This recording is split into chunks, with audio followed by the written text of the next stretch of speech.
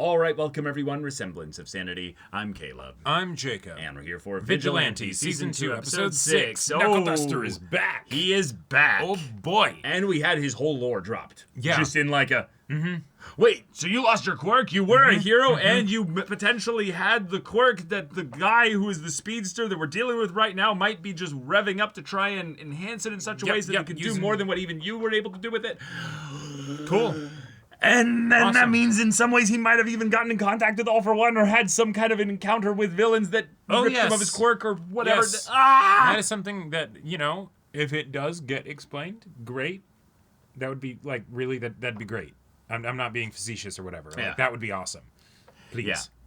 But I think having this speedster be our antagonist for this portion of the story means that it will be progressed in some ways. Yes, it makes a lot more sense now. Why this guy in particular. Yeah. Wow. Wow, the lore. Okay. He's back, though. Yep. He's not necessarily, like, immediately jumping to hang out with the kids, though. Right, because... Which makes sense. Yeah, why would he? Right. No. But he has to follow this trail down to where it leads. So we will probably bump into him eventually. Probably. But yeah, we've got some cool stuff going on with Aizawa. We've got really just a nice kind of widening of the story for now, with building the scope to being even outside of Japan. So yeah, that's a good point. Let's see this turn into a little bit more of a kind of a detective noir kind of crime thriller thing, because our kids just kind of being like, oh, we just live here. You know? Yeah. we're here, but also, oh hey, yeah, how do you deal with a speedster? Yeah, but y'all, without further ado, let's get into this.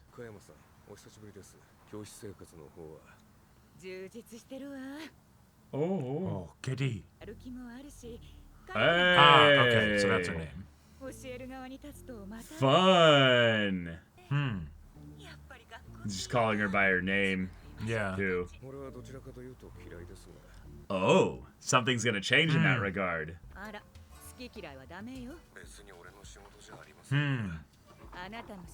Oh! No time.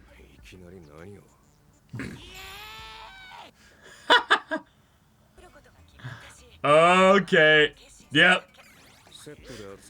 No. Yeah, nah. Thanks, but no thanks.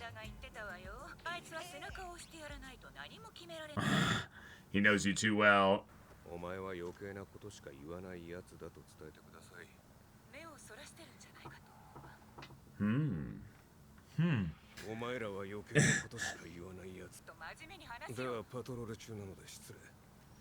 Oh, he got a little bit uncomfortable there. Yeah, why be so avoidant?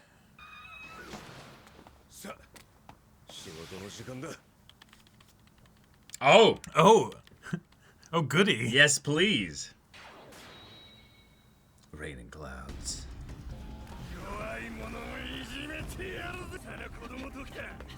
And kitten! He's saving the kitten! We're literally playing out a little fairy tale story here. Yeah. Keep running, kid. Oh my god. Oh! Saved. The pro is here.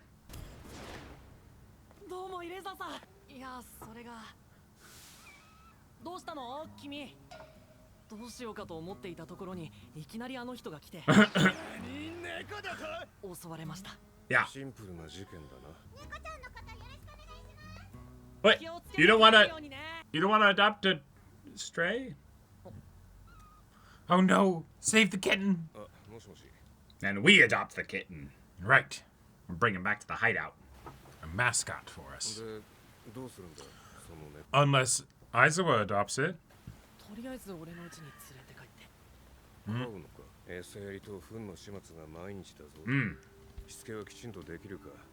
Get its shots too. Oh my god. That's right. Be responsible. Don't just...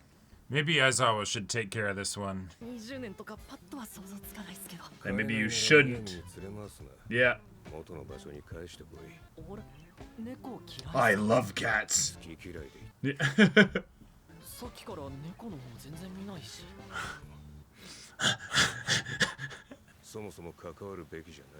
Oh. You got a parallel here? Well, it's the difference between doing something and doing nothing. Some people think that doing... Ah.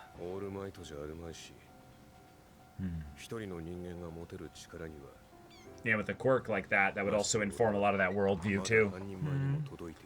Because he also limits what other people do with their amount of power, you know? Oh. So he leaves the umbrella. Yeah. Yeah, that's something. Yeah.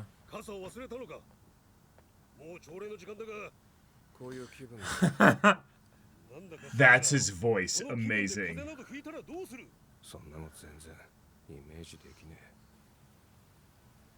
Oh.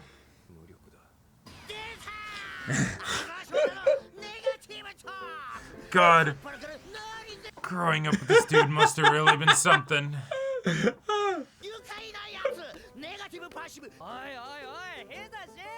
Yeah. Yeah. Yep. Yeah. Oh. He's still here.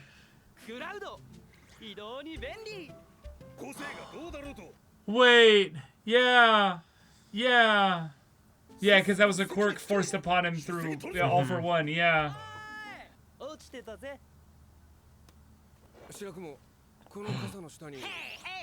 Yeah, it's in his body. What? Bro! Bro, you're in high school! God. You are getting, like... Yes, censoring! Oh my god. Naruto himself would be Yeah, proud. he brought it in his little bag, yeah.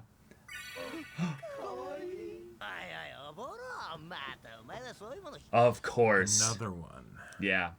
But that's his thing. Yeah. Yeah. I can tell why you hated this environment, Aizawa, but also maybe you missed some of the point along the way.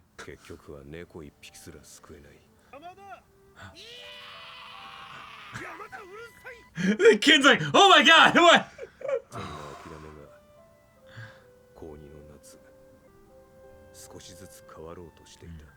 Whoa. I did not think it would be Aizawa backstory. Oh, you didn't? No. No, I definitely thought like we were getting it at some point.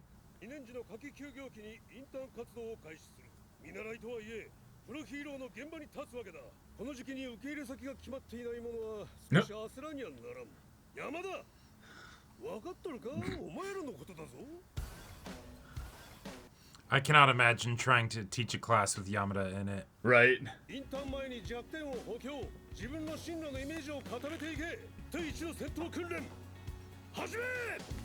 Aizawa will be busted here.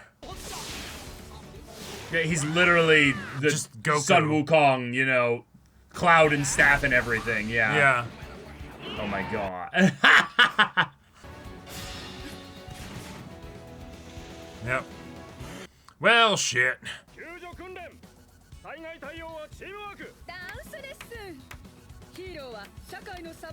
What? Amazing. You gotta have a dance number. It also is confidence building, Sure. you know, body control coordination, I guess. And I'm sure Aizawa Hated it, yes.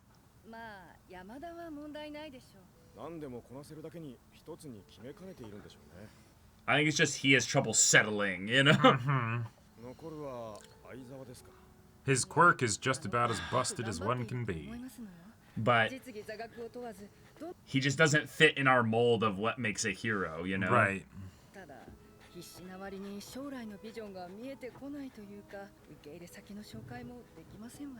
Yeah. Telling ya. It's just Zelda?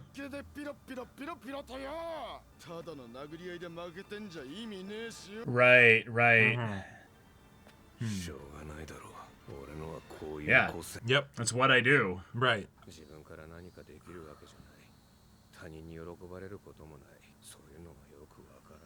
Sure, you don't have really a curriculum for your quirk. Yeah. Right. That's like the straightforward approach. Yeah. あんまそういうイメージねえけど相性の問題が大きいけどさ生身の格闘に持ち込めるだろ Yeah. 才能だ Combat will more or less be the same for you every single time, which makes it real easy to Yeah, train. the average villain will be a big threat of some kind.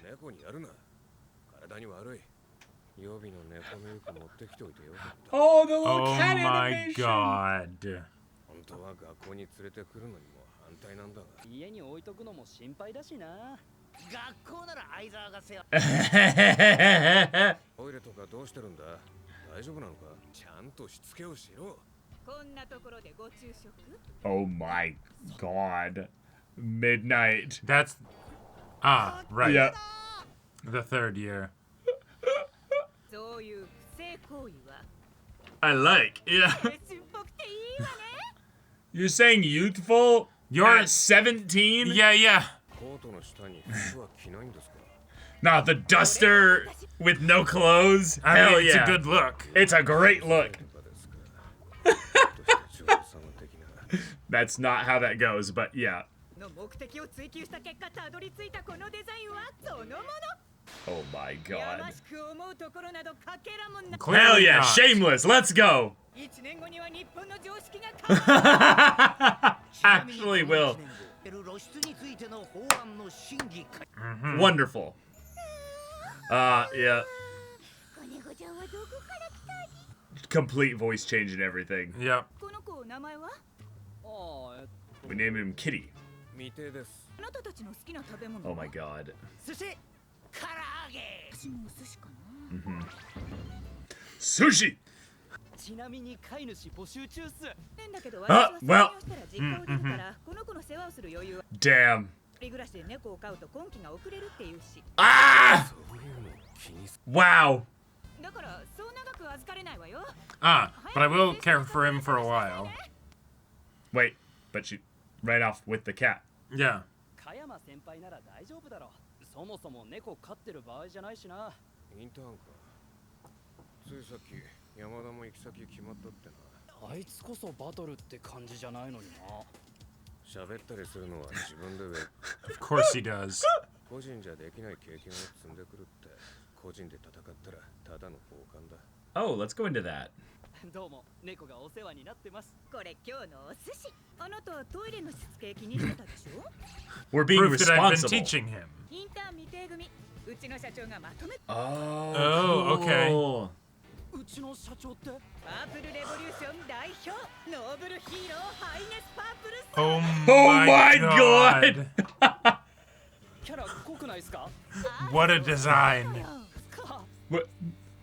Go on. That's the Alright. best part. That.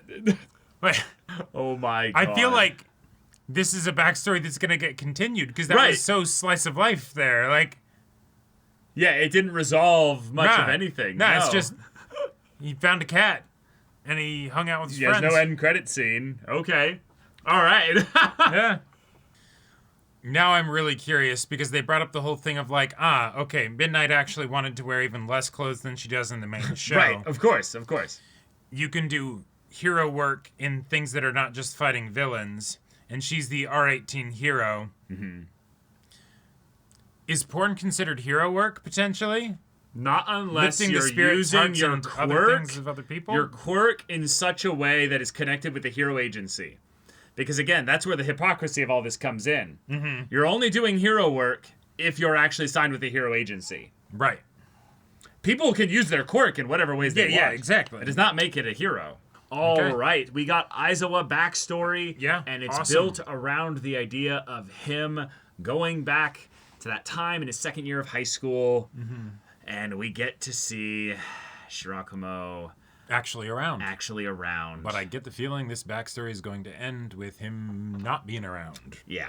So that's fun. That's a fun kind of bridge to what's going on in the story, which is under what kind of level of responsibility does one person basically have Right. if they decide to basically take up the mantle of being a hero.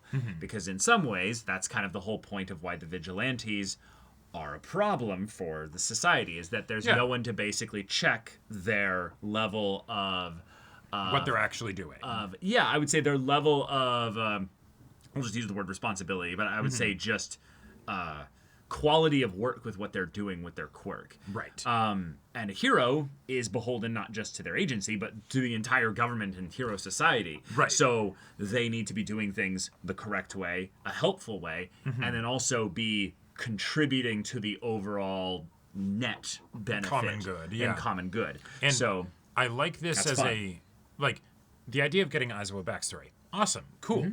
But, now I'm thinking, oh yeah, no, this makes a lot of sense because with all of these interactions that he's having with Koichi and the idea of, okay, why is he a hero? As he's seeing these people that are doing their best to help, but are doing it in ways that they're not supposed to, how does he basically interface with that?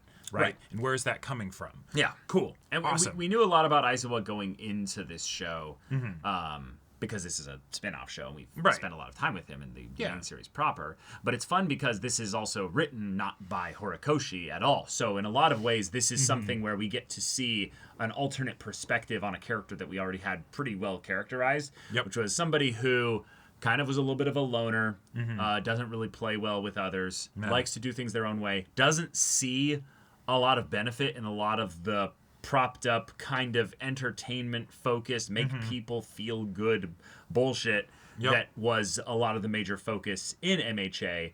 And we didn't know exactly why until we got into some of the stuff with his past, which was only very lightly touched upon. Oh, yeah. In that he had a friend in high school that ends up becoming, oh, dang, I completely forgot. Kurogiri. Kurogiri, yeah. But we now had some more extra lore with that. That was, I believe it was confirmed in MHA, but I've just forgotten that was never his quirk to begin with. The actual Warp Gate quirk, that was not his. That was something that All For One gave to him. So he effectively was one of, if not the first Nomu. Yep. Pretty cool that we might get to see some ways in which that ties into potentially the drug storyline that's going on right now. Maybe. We'll see. Probably not, but it could. But yeah, Aizawa's worldview was shaped a lot by his quirk and also the way that the hero society, the hero schools and stuff like that treat someone like him with his quirk. Yeah. And so we kind of deduced a lot of this, I would say, in MHA proper, because we also had another character in the middle part of season 2 that had a lot of focus this as well. Yeah, how they'd be treated differently because of the quirks that they have and that continued to get explored over the course of the show. Yeah. What is interesting to me about this is that the way that they're handling Aizawa almost feels like another example of how short-sighted Hero Society is. Because I feel like most anybody would be able to tell, oh, dude, your quirk is busted as fuck. Yeah, we just make sure you're always on team with somebody else who's going to account for the fact that you don't have like a physical enhancer or anything like that. Well, right, but you don't have necessarily the capability of taking down someone just because you remove their quirk. Right. So you could just be fighting somebody that also has a quirk you can't remove because it's their body's transforming entirely, you know? Right. But instead what he ends up getting, and granted this particular take on it is something from a dumbass student that then gets shut down by a teacher. Right, the teachers handle it in a pretty nuanced way. Yeah, the teachers handle it pretty well, but the idea that, as you're growing up, if school is the thing that you're seeing as being what's important right now because you're not a hero yet, that'll probably be pretty frustrating for a lot of the other students because then it's just like, okay, you'll go up against Aizawa and whoever goes up against him just doesn't have a fun time, really. Just doesn't have a fun time, right? Like, you know, and you're playing against a blue player in Match. Exactly, right? And if you're someone who's, ridiculously strong like this one guy is, oh, okay, cool, you're actually still able to beat him. But literally anyone else is just, all right, cool, now we scrap on the ground, or something, right? Like, all right, neat. Yeah, and then also that's the other thing. It's probably not fun as well if you're trying to grow and train your quirk to then suddenly have someone grabbing you and threatening, or basically having actual, like, my fist hits your face or your stomach kind of physical violence. It's like, I didn't sign up for boxing class, Right, and the kind of quirk that he has... he can't train it except on another person, right? Right. Like he literally needs somebody. he to basically... literally needs somebody to use his quirk on, and even then, it's binary. He's either locking them down or he's not. How long can he keep his eyes open? All right, cool, but like. Well, okay, so know. it's not entirely binary, and this is where I think when you have standardized, group-based, single teacher lecture studies and stuff, you don't get a lot of opportunity to, well, I mean, just in a lot of ways, give specialized teaching here. Sure. You can if you have enough people that are basically your secondaries and in the class and stuff. But what I would do with Aizawa is basically be like, hey, clearly your main thing you need to train on is being able to use your quirk as efficiently as possible. Sure. Because if someone thinks that you've canceled their quirk, they might stop trying to use their quirk. They might stop trying eventually. Yeah. If you basically make them also spend energy to constantly apply their quirk and then immediately like not get any benefit from that, it. Yeah. that will also psychologically demoralize them. Oh, sure. So you can give them that almost that hope, and then it goes away immediately. Yeah. Whereas if you're fighting against Aizawa, you don't necessarily need to think of it as like okay, I'll just spam my quirk until I get a benefit from this. Sure. But try to figure out a way to obfuscate your vision, like his vision of you. Like, Well, or another way, and this is something where I could see Aizawa as actually being very helpful for the education of the class as a whole, even if it's not something that they find fun. Right. Hey, your quirk gives you a very specific benefit. Yep. There will be times where your quirk is ineffective. Yes. Right? A lot. When that happens, what do you do? Right? And this is actually going to be fairly easy because, oh, hey, Aizawa is not some physical enhancer, but then, oh, hey, if it's a team fight, right, then that gets even more complicated, right? Well, I think a great example of it is basically the team dynamics. Y'all as heroes will very rarely go somewhere solo. Sure. Now, that's obviously because we're watching an anime where they have to then draw more people. Yeah. And with the way that manga is created and stuff, in some ways, the world building contradicts that. But we know basically in terms of the way this world would most recently work. Yeah. You would be a part of an agency. You would be a sidekick or a hero with sidekicks. Yeah, 5 of you go sent to deal with, someone that causes trouble. Yeah. Obviously, there's going to be times where you're alone, but you don't need to necessarily engage when you're alone. Right. Especially if your quirk doesn't work. Right, and that doesn't have to be your quirk can't be used. It can just be your quirk is not effective against this enemy. Mustang in the rain, know? Yeah, exactly. There's all Bad kinds matchup. There's all kinds of things that can happen like that. So the fact that they're not going into that is mostly because they're trying to focus on the ways in which Aizawa does get disappointed by the way that...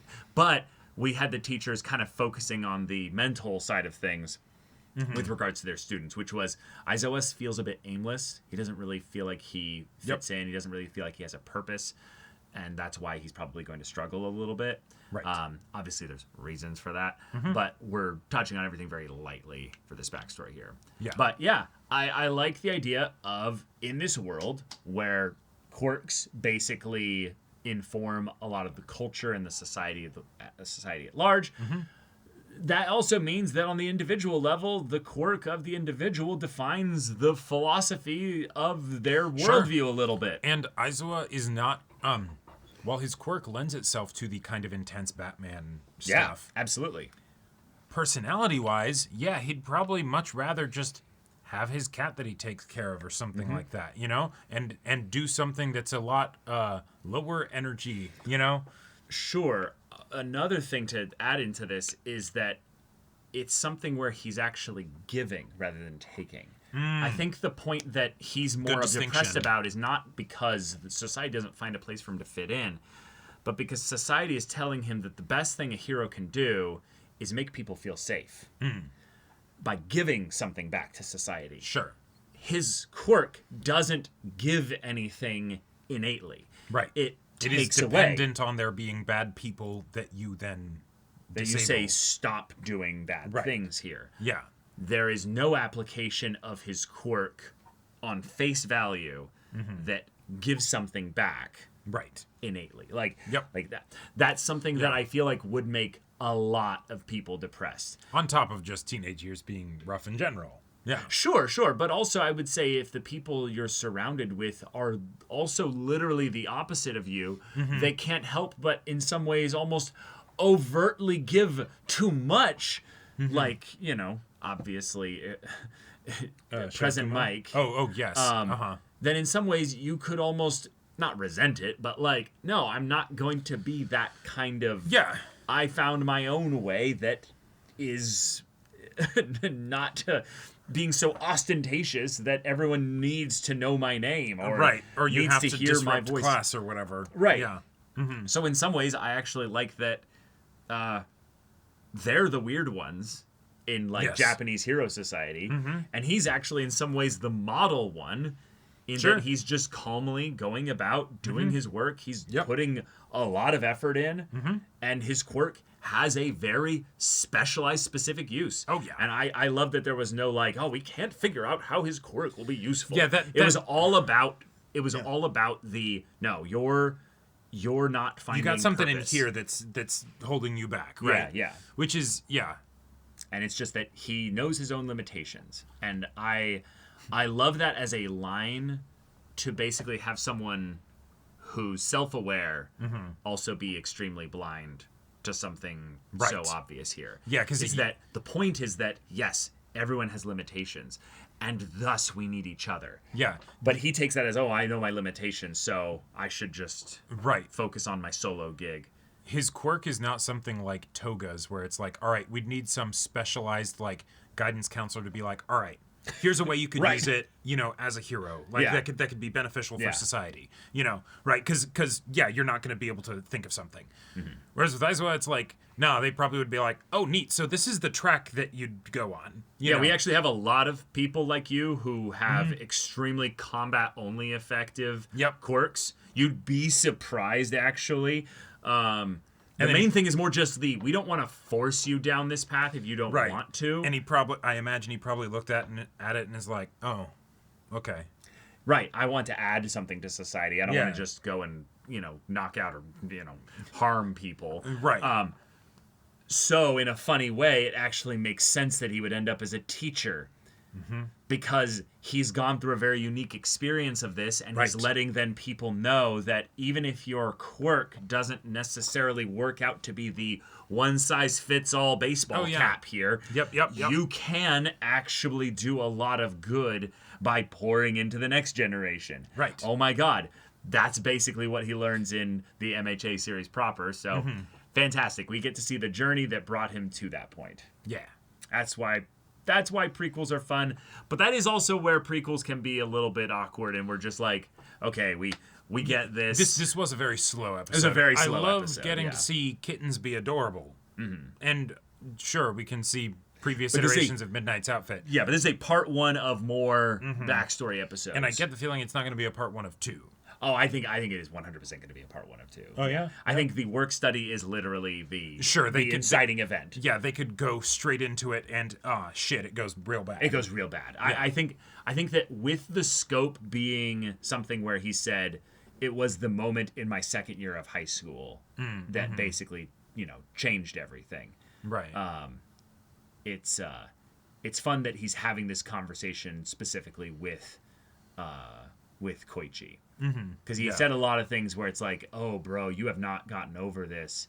It's the no point in getting attached. It's like, oh, no. Yeah. Like, we know that, things go bad with Shirakumo, but the idea that we're going to get the specifics and where he was and what he could do or what he did do or what he didn't do during that time. And I'm hoping maybe a previous Knuckle Duster / Hyper Quad Fist is in there somewhere, and that's why he gets his quirk taken. I'm very excited for that too. Yeah, that's gonna be awesome. But y'all, thank you so much for watching this episode's reaction and discussion. If you want to see the next episode's reaction and discussion right now, though, go check out the link in the description below for our Patreon to get on early access there. You can watch full-length timer reactions there, and all this comes with Discord access, so you can chat with us, the community there, about the show, about anime in general. Also, be sure to check out our Twitch channel, see if any of that interests you. We'll see you there. But until then, we're Semblance of Sanity. I'm Caleb. I'm Jacob. And we'll see you all next time.